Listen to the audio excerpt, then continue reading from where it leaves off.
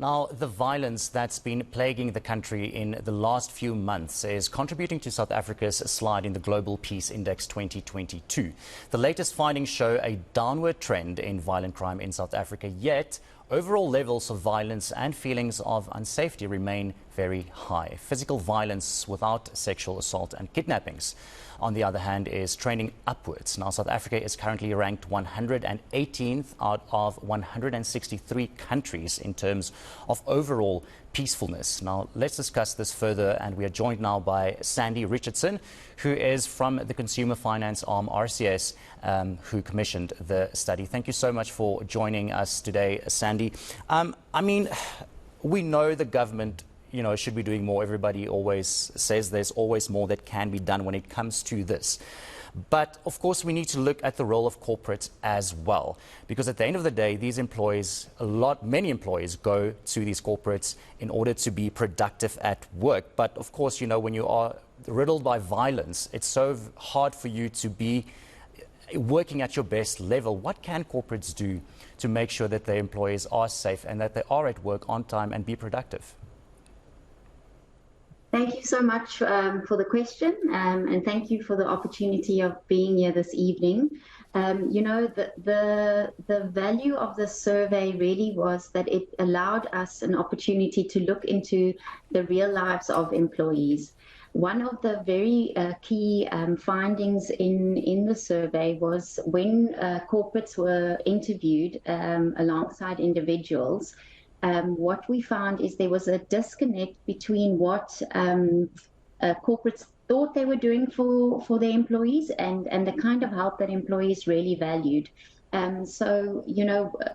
For me, this survey gives an opportunity to start that dialogue, for all of us to meet with our employees to see how can we keep them safe. So many corporates were doing many things. So increasing police presence, increasing security. Transport was ranked as one of the top initiatives corporates were putting in place.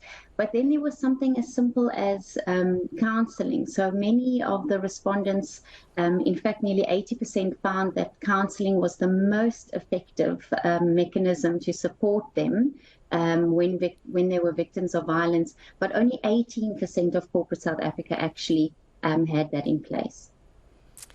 Let's take a look at, the counseling, because I'm always thinking, of the employee, and I always think, when you think of South Africans especially, in a country where, people don't really take mental illness and counseling, things like that, very seriously. Do these employees actually go for the counseling sessions, even if it is just 18% of these corporates that actually offer this to their employees? But do employees actually take that counseling and make use of it? Absolutely. I mean, if I speak of my experience at RCS, we put our on-site counsellor back on site as soon as we were able to safely do so.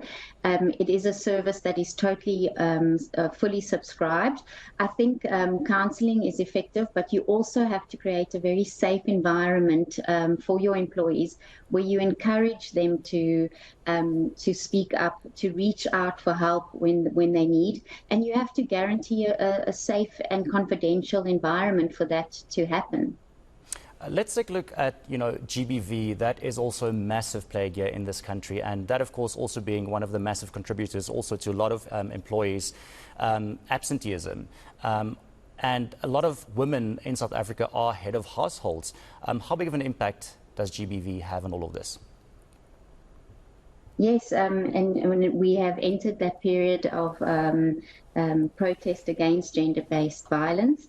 We certainly have seen in the survey that women were more vulnerable to be affected by violence. We know at RCS we have on-site clinics, we have very good primary and medical health insurance to be there for women when they need. Yes, it absolutely, people miss work, they are absent from work.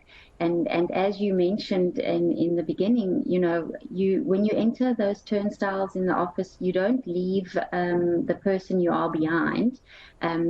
All those problems are with you at work. So, we really at RCS, we are 76% female.